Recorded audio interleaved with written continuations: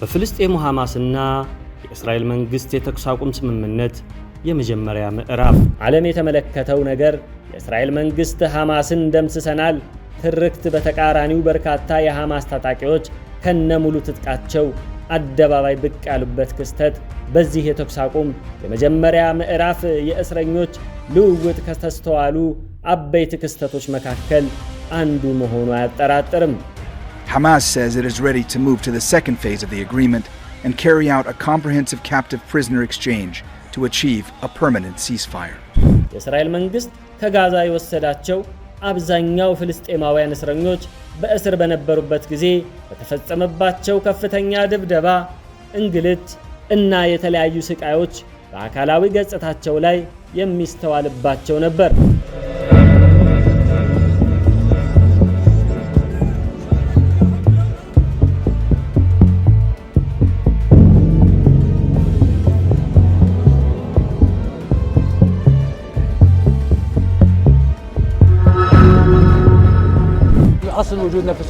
በእስር ቤት የተጣልነው በመሬታችን በነፃነት የመኖር መብታችን እንዲከበር መታገላችን እንደ ወንጀል ተቆጥሮብን ነው። በጭቆና ስር ከመኖር ነፃ ለመውጣት የማይፈልግ ሰው ማን ነው? ምናልባትም በጋዛ የሚኖሩ የፍልስጤማውያን ከጥቅምት 7 ወዲህ ላለፉት 470 ቀናት ያሳለፉት መከራ፣ ግድያ፣ ረሃብ ከ47000 በላይ የሚሆኑት ሕይወታቸው የከፈሉበትና ሌሎች ከአእምሮ በላይ የሆኑ ስቃዮች ሁሉ ያለፉበት ክስተት ለአንዴና ለመጨረሻ ጊዜ ማብቂያው ሊሆን የሚችልበት እድልም ሰፊ ነው። ሶስቱን ለቀይ መስቀል ያስረከቡበት የመጀመሪያው ምዕራፍ የእስረኞች ልውውጥ በቴሌቪዥኖቻቸው መስኮት የተመለከቱ እስራኤላውያን አይኖቻቸውን ማመን ተስኗቸው ተስተውለዋል።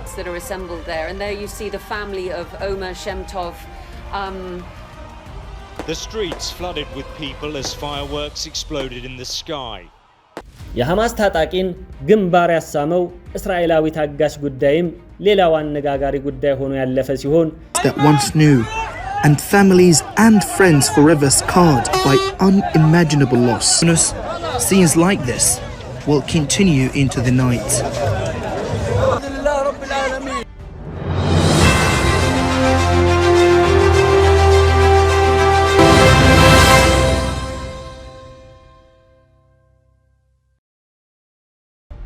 በፍልስጤሙ ሐማስና የእስራኤል መንግስት የተኩስ አቁም ስምምነት የመጀመሪያ ምዕራፍ 6 Israeli captives are released and handed to the Red Cross in separate groups and in different areas. Allahu Akbar!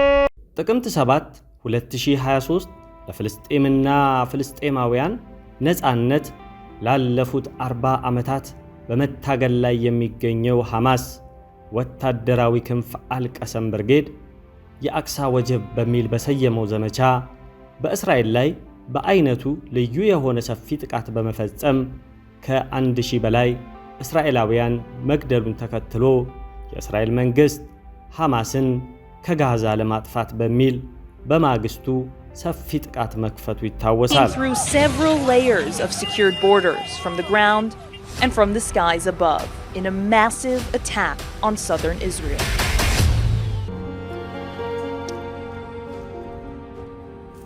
ايش بصير فيه؟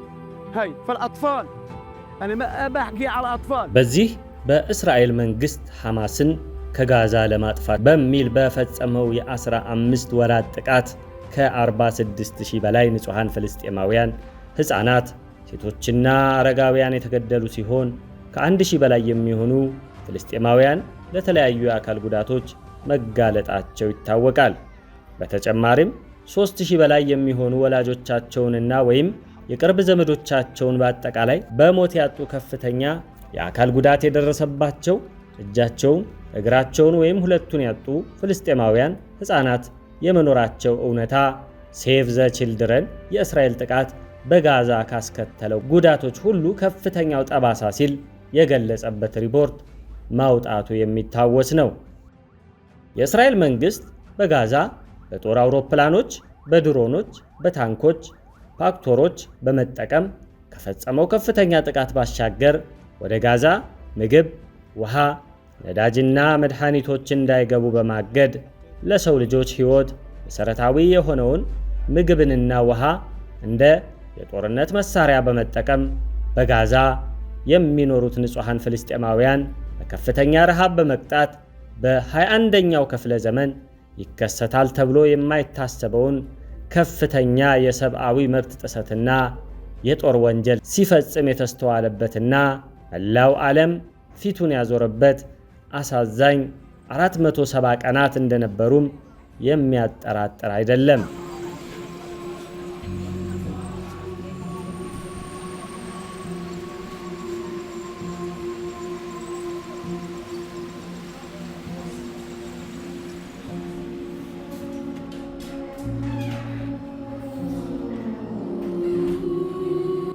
ባሳለፍነው ጥር 16 ቀን 2005 ከኳታር ዋና ከተማ የኳታሩ ጠቅላይ ሚኒስትር የውጭ ጉዳይ ሚኒስትር ሙሐመድ አልታኒ ከጥር 19 ቀን ጀምሮ በሶስት ምዕራፍ የሚተገበር ተኩስ አቁም ስምምነት በሐማስና በእስራኤል መንግስት መካከል መደረሱን ገልጸው እንደነበር የሚታወስ ነው።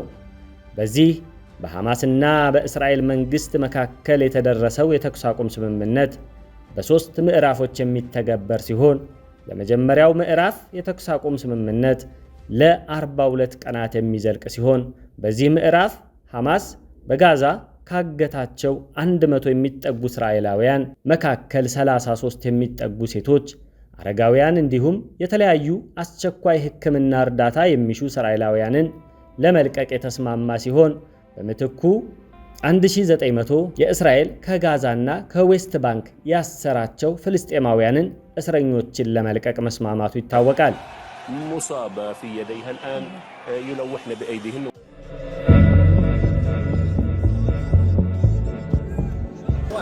هيني ها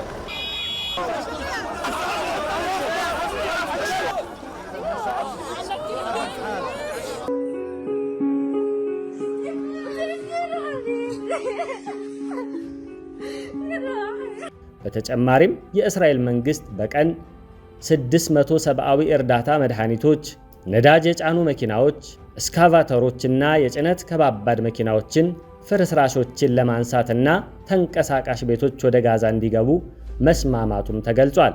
ይህ ተግባራዊነቱ በከፍተኛ ጉጉት ሲጠበቅ የነበረው በሐማስና በእስራኤል መካከል የተደረሰው የተኩስ አቁም ስምምነት እሁድ ጥር 19 2025 ሐማስ በጋዛ ካገታቸው እስራኤላውያን መካከል ሦስቱን በመልቀቅ ተግባራዊ የተደረገ ሲሆን የእስራኤል መንግስት 90 ፍልስጤማውያን ሴቶችንና ሕፃናት ከእስር መልቀቁም ይታወሳል። በእርግጥ የእስራኤል መንግስት በጋዛ የሚኖሩትን ፍልስጤማውያን ላይ የዘር ማጥፋት ለመፈጸም ሐማስ ጥቅምት 7 ቀን በእስራኤል ላይ ሰፊ ጥቃት መሰንዘሩን እንደ መንስኤ የሚመለከቱ በርካቶች ናቸው።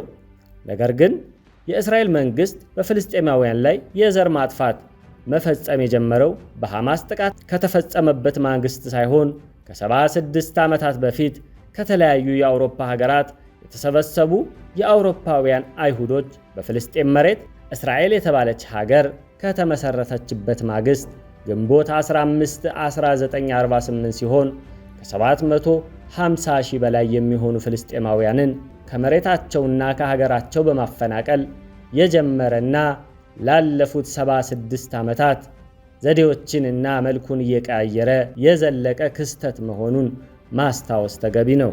The catastrophe in Arabic took place in Palestine in 1948, in which more than 750,000 Palestinians were forcefully displaced from their homes and pushed into refugee camps in East Jerusalem, the West Bank, the Gaza Strip, and neighboring countries.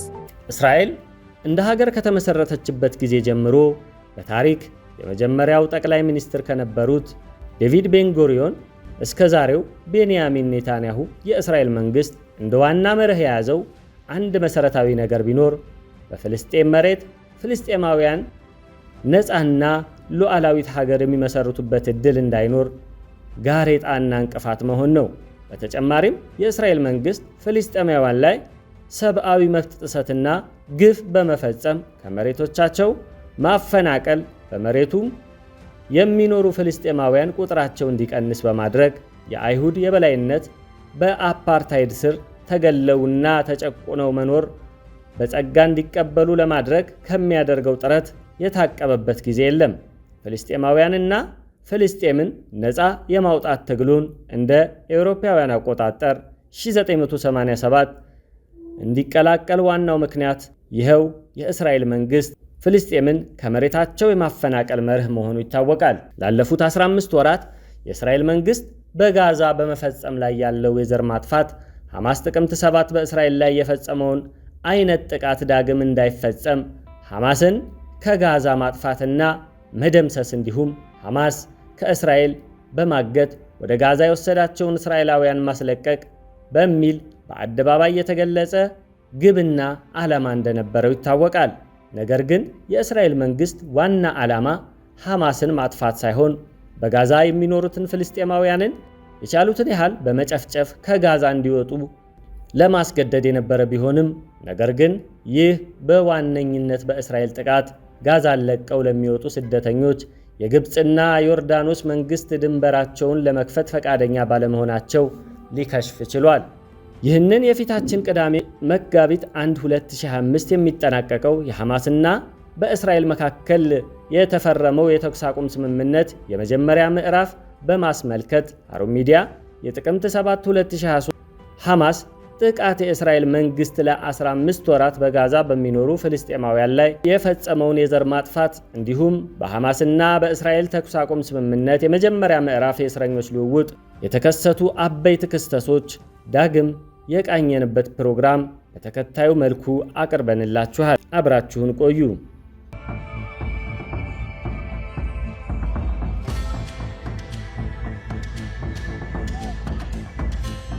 በተኩስ አቁም ስምምነቱ የመጀመሪያ ምዕራፍ የተከሰቱ አበይት ክስተቶችን ከመመልከታችን በፊት ጥቅምት 7 2023 በእስራኤል ላይ የፈጸመው ጥቃትና የእስራኤል መንግስት ላለፉት 15 ወራት በጋዛ የፈጸመውን ጥቃት ለትውስታ ያህል በጥቂቱ እንቃኝ።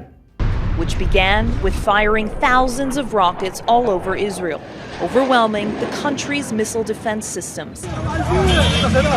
ላለፉት 40 ዓመታት ለፍልስጤምና ፍልስጤማውያን ሲታገል መቆየቱ የሚታወቅ ሲሆን ጥቅምት 7 2023 የሐማስ ወታደራዊ ክንፍ አልቀሰም ብርጌድ የአቅሳ ወጀብ በሚል በሰየመው ዘመቻ በእስራኤል ላይ በአይነቱ ልዩ የሆነ ሰፊ ጥቃት በመፈጸም ከ1000 በላይ እስራኤላውያን የገደለበትንም ክስተት ፍልስጤማውያን ላለፉት 76 ዓመታት በእስራኤል መንግስት ከተፈጸመባቸው ጭቆና ነፃ ለመውጣት በማድረግ ላይ ካሉት ትግል አንጻር እንጂ በራሱ ተነጥሎ እንደ ሽብር ጥቃት ሊታይ አይገባም። በማግስቱ ጥቅምት 8 2023 የቀድሞ የእስራኤል መከላከያ ሚኒስትር ዮአቭ ጋላንት ወደ ጋዛ ምግብ፣ ውሃ፣ ነዳጅ፣ መድኃኒት እንደማይገባ እንዲሁም የእስራኤል ሰራዊት የጋዛን ድንበሮች በአጠቃላይ በመዝጋት በጋዛ በሚኖሩት የሰው እንስሳዎች ላይ ሰራዊታችን ጥቃቱን እንደሚፈጽም ተናገሩ።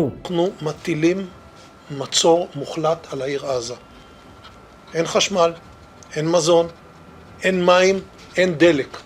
הכל סגור. אנחנו נלחמים בחיות אדם ואנחנו נוהגים בהתאם.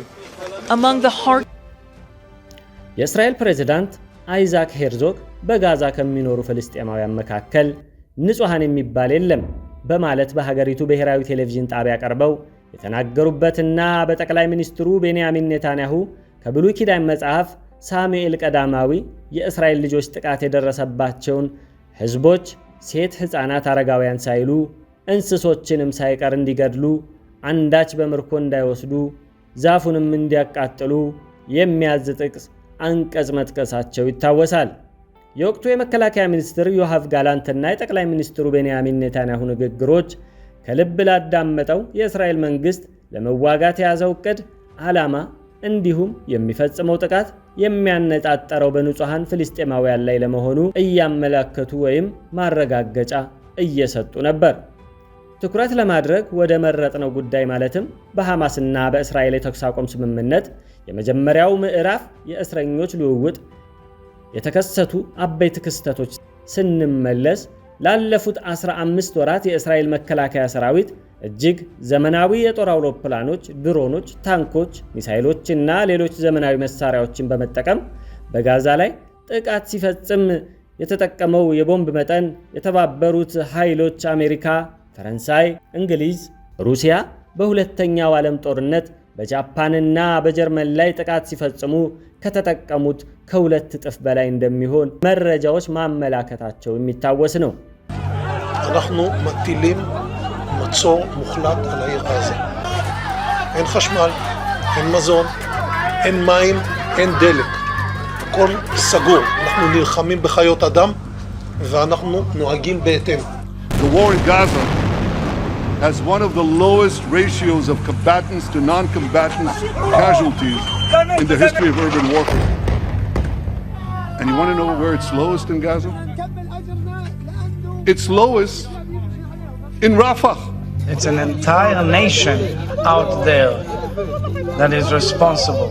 It's not true. This rhetoric about civilians not aware, not involved. מדינה פלסטינית לא יכולה לקום כי אין דבר כזה עם פלסטיני. אנחנו לא נאפשר אפילו הצהרה על מדינה פלסטינית, אפילו הצהרה על הקמת מדינה כזאת חס ושלום. በተጨማሪም የእስራኤል መከላከያ ሰራዊት ቃል አቀባይ ሆነ ከጠቅላይ ሚኒስትሩ ቤንያሚን ኔታንያሁ ቢሮ ሲወጡ ከነበሩት ሐማስን በጋዛ አከርካሪውን ሰብረናልና ደምስሰናል የሚሉ መረጃዎች በተለይም ላለፉት 6 ወራት ሲደመጡ መሰንበታቸው ይታወቃል። ነገር ግን ጥር 19 2025 በጋዛ በሚገኘው ዋና አደባባይ ጋዛ ሲቲ ዓለም የተመለከተው ነገር የእስራኤል መንግስት ሐማስን ደምስሰናል ትርክት በተቃራኒው በርካታ የሐማስ ታጣቂዎች ከነሙሉ ትጥቃቸው አደባባይ ብቅ ያሉበት ክስተት በዚህ የተኩስ አቁም የመጀመሪያ ምዕራፍ የእስረኞች ልውውጥ ከተስተዋሉ አበይት ክስተቶች መካከል አንዱ መሆኑ አያጠራጥርም።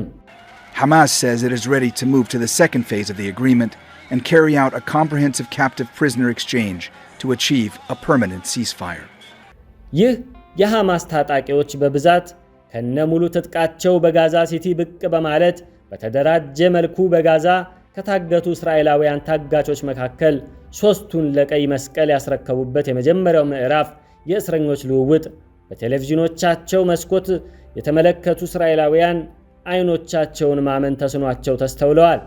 በተለይም ቀኝ ዘመም አክራሪ ብሔርተኛ አይሁዶች ሐሳብ የሚያነቃንቁ ሚዲያዎች እጅግ ዘመናዊ የተባሉ የጦር መሳሪያዎችን የታጠቀው የሀገራቸው መከላከያ ሰራዊት ለ15 ወራት በጋዛ ሲፈጽም የቆየው ጥቃት የታሰበለት ውጤት አለማሳካቱና ጠቅላይ ሚኒስትራቸው ቤንያሚን ኔታንያሁ በጋዛ ማስመዝገባቸውን ሲናገሩ የቆዩት የድልና የአሸናፊነት ዲስኩር የተጋነነ እንዲያውም ውሸት ነው የሚል ውግቶችና የጦፈ ክርክሮች መድረክ እንዲሆኑ ያስገደደበት ሁኔታ ተፈጥሯል። በእስራኤል መንግስት ታሪክ ታይቶ በማይታወቅ መልኩ አክራሪ ብሔርተኛ የሆነው ቤንያሚን ኔታንያሁ መንግስት የተኩስ አቁም ስምምነቱን ከተቀበለ ማግስት ጀምሮ በኃይል በያዛቸው የዌስት ባንክና ምስራቅ ኢየሩሳሌም ለሚኖሩ ፍልስጤማውያን ከእስር ለሚለቀቁ ወገኖቻቸውን በመቀበል በአደባባይ ተሰብስበው ደስታቸውን ከመግለጽ እንዲቆጠቡ የሚያሳስብ ማስጠንቀቂያዎችን ድምጽ ማጉያ በተገጠመላቸው ተሽከርካሪዎች ማሰማታቸውና በራሪ ወረቀቶች የተበተኑበት ክስተት ሌላው አስገራሚ ክስተት ነበር። ይህም ቢሆን ፍልስጤማውያን ለሕዝባቸው ነፃነት በመታገላቸው ምክንያት ለእስር ለተዳረጉ ከዕድሜያቸው 10 ዓመታትን በእስር ቤት ሰቆቃ ላሳለፉ ልጆቻቸው፣ አባቶቻቸው፣ ባለቤቶቻቸው፣ እህቶቻቸውና ወንድሞቻቸው የሚገባቸውን የጀግና አቀባበል ከማድረግ አይደለምና የእስራኤል ወታደሮች ማስጠንቀቂያ ሌላም ቢሆን ሊያስቀራቸው የሚችል አንዳች ምድራዊ ኃይል አለመኖሩን በዌስት ባንክ፣ ራማላ እና ምስራቅ ኢየሩሳሌም አደባባይ በመውጣት ጀግኖቻቸውን በእልልታ በተክቢራ በመቀበል ሲያረጋግጡ ተስተውለዋል። The streets flooded with people as fireworks exploded in the sky. That once knew, and families and friends forever scarred by unimaginable loss. Back in Khan Yunis, scenes like this will continue into the night. In Israel, convicted of attempted murder, but to her and most በሐማስ ታግተው ላለፉት 15 ወራት በጋዛ በቆዩ እስራኤላውያን ታጋቾች በእስራኤል መንግስት ከእስር በተለቀቁ ፍልስጤማውያን እስረኞች የተስተዋሉበት አካላዊ ብቃት፣ ጤንነት እንዲሁም አጠቃላይ ገጽታ መካከል የተስተዋለው ሰፊ ልዩነት እውነት ለመናገር ሐማስ ከጥቅምት 8 2023 ጀምሮ ለ15 ወራት የእስራኤል መንግስት በጋዛ ላይ በሚፈጽመው ከፍተኛ የአየር ድብደባና የከባድ መሳሪያዎች ጥቃት እንዲሁም ምግብ፣ ውሃ፣ መድኃኒት ሆነ ነዳጅ እንዳይገባ ድንበሮች የተዘጉበት ሁኔታ ውስጥ ጤንነታቸው፣ አካላዊ ሁኔታቸውም ያልተጎሳቆሉ እስራኤላውያን ታጋቾች ለቀይ መስቀል ሲያስረክብ መመልከታችን ራሱን ችሎ የሚያስገርም ክስተት ነው።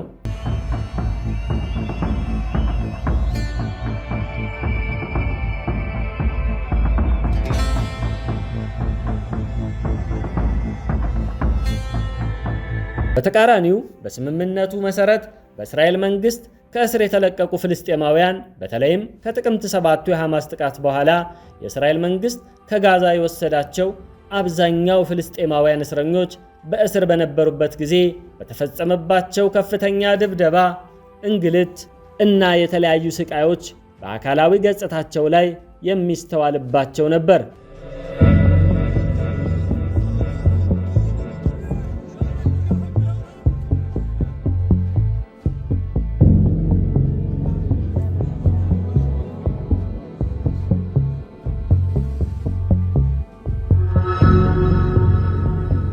የሐማስ ታጣቂን ግንባር ያሳመው እስራኤላዊ ታጋሽ ጉዳይም ሌላው አነጋጋሪ ጉዳይ ሆኖ ያለፈ ሲሆን የሐማስ ታጣቂዎችና ፍልስጤማውያንን በአጠቃላይ ሰብአዊ ገጽታ በመግፈፍ አውሬ በማስመሰል ለማቅረብ ሲሞክር ለነበሩት የእስራኤል ከፍተኛ ባለስልጣን ጉዳዩ ቆሽታቸውን ከማሳረሩም ባሻገር ሐማስ የሚለቃቸውን እስራኤላውያን ሰብአዊ መብት ከመጣስ ድርጊቱ ከተቆጠበ የተኩስ አቁም ስምምነቱን ወደ ሁለተኛ ምዕራፍ አይሸጋገርም፣ በጋዛ ጥቃት ወደ መፈጸም እንደሚመለሱ ሲያስጠነቅቁ መሰማታቸው ይታወሳል። በተኩስ አቁም ስምምነቱ መሰረት ወደ ጋዛ ተንቀሳቃሽ መኖሪያ ቤቶች ፍርስራሾችን የሚያነሱ ከባድ መኪናዎችና እስካቫተሮች እንዳይገቡ በማገድ እንዲሁም በዚህ በመጀመሪያው ምዕራፍ እስረኞች ልውውጥ ይፈታሉ የተባሉ ፍልስጤማውያን ስም መቀየርና ሂደቱን ማዘግየቱ በመሳሰሉ ድርጊቶች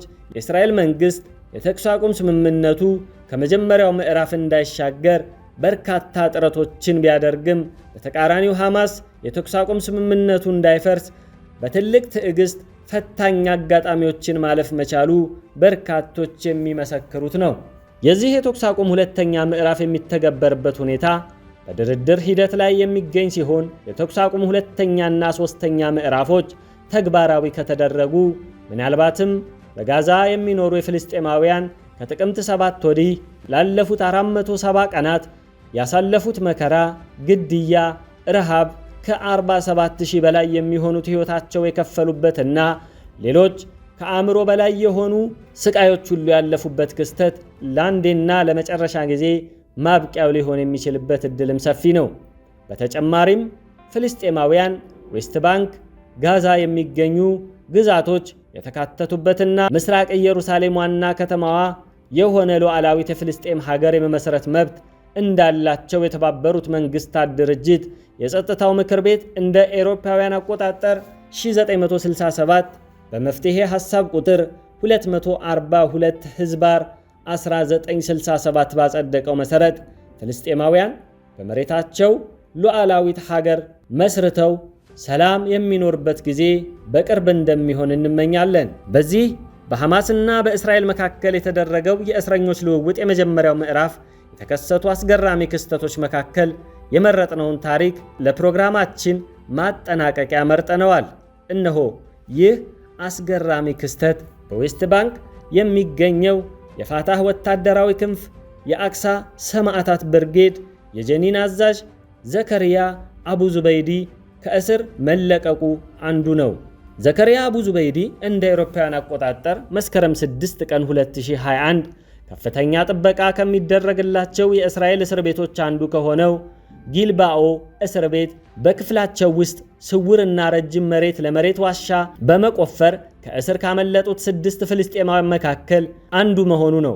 ከእስር ካመለጠ ከ5 ቀናት በኋላም በህገወጥ ሰፋሪ አይሁዶች ታጣቂ ሚኒሻዎች የተያዘው ዘከሪያ የእስራኤል መንግስት በነበረበት ክስ ላይ ከእስር ቤት ያመለጠበትን አዲስ ክስ በመጨመር ለ40 ዓመታት እስር ሲፈርድበት በሰማው የፍርድ ውሳኔ ሳይደነግጥ ሰዎችን የሚያስርም የሚፈታም አላህ ነው ኢንሻአላህ ብሎ መናገሩ የሚታወስ ሲሆን በተኩስ አቁም ስምምነቱ መፈታቱ የእስረኞች ልውውጥ ሌላኛው አበይት ክስተት ሆኖ አግኝተነዋል። ዘከሪያ አቡ ዙበይዲ ከእስር ከተለቀቀ በኋላ በቪዲዮ ያስተላለፈው መልእክት እንዲህ ሲል በእስር ቤት የተጣልነው በመሬታችን በነጻነት የመኖር መብታችን እንዲከበር መታገላችን እንደ ወንጀል ተቆጥሮብን ነው።